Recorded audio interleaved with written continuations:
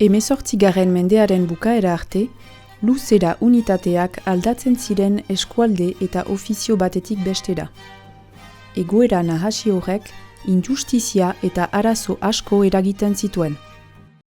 Frantziako iraultzaren garaian, zientzia akademiak Delambre eta Mecheren zientzialariei galdegin zien mundu guziak onartuko zuen unitate baten sortzea, metroa. Metro baten luzeraren finkatzeko, lujaren meridianoa hartu zuten erreferentzia gisa, meridiano guziek luzera bera baitute.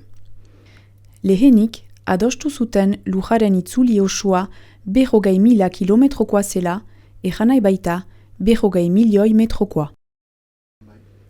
Parte baten neurtzea aski zen proportzionaltasuna erabiliz. Hain zuzen, Bartzelona eta Dunkerkeren arteko distentziaren neurtzea hautatu zuten. Baitzekiten, biriak meridiano berean kokatzen zirela. Ados, beraz, iparrorratza segituz, Bartzelonatik Dunkerkeraino, zuzena joaten ahal ziren? Ez arras, erliebeko oztopoengatik, mendiak, errekak, bide txarrak aipatu gabe. Horregatik, triangelukatze metodoa erabili zuten, gai baitziren angeluak luzerak baino zehazkiago neurtzeko. Triangeluak ere ikizituzten puntu horgarriak elkarri lotuz. Doreak, tontorak, elizdoreak, zuaitzandiak eta abar. Gero, triangelu guzi horiek eskalan marazten zituzten mapa batean aintzinatu arau. Horretarako, triangelu bakoitzaren bi angelu neurtzen zituzten eta bakarrik lehenaren oinarriaren izaria hartzen. Eta jo aintzina, Dunkerkeraino. Metodo hori erabiliko dugu Donibane Lohizuneko badiaren zabaltasunaren ezagutzeko. Horren egiteko, puntu ohargarri bat hautatuko dugu badiaren alde bakoitzean. Zokoako digaren abiapuntuan koka dezagun lehena, izena emanen diogu.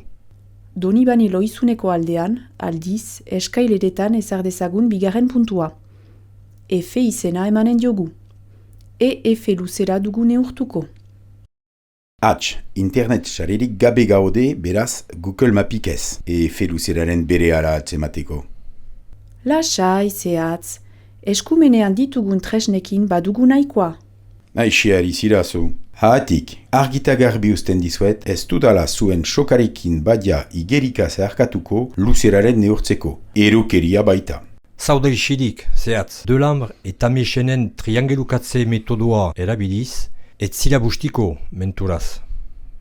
Ezantz, metodo horren arabera, triangeluaren ezagutzeko aski dela bi angeluren neurriaren eta alde baten luzeraren atzematea. So egizue, luzera bat kausitu dut. Sokarautuz digaren beste puntako zierga zotoinari, diga osoa neur dezakegu. Hori bera, puntu hori izena emanen diogu. Eta orain, garbi eta zehatz, has gaitezen neurtzen.